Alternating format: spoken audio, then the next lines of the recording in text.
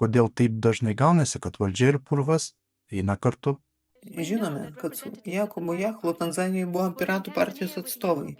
Norėjau paklausti, ar juos pažinojai, ar buvai su jais ten susitikusi?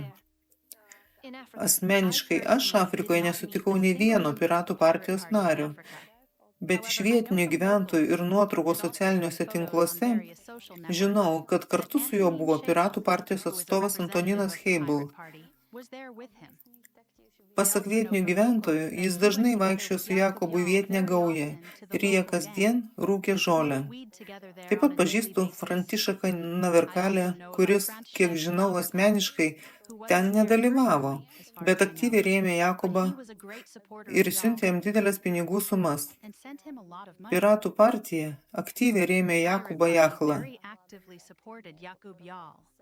Aš asmeniškai apsilankiau jų biure Brno, kad paimčiau marškinėlius, reklaminę medžiagą, kurią jie siuntė į Tanzaniją. Yra nuotraukų, kuriuose vietiniai gyventojai juos dėvi.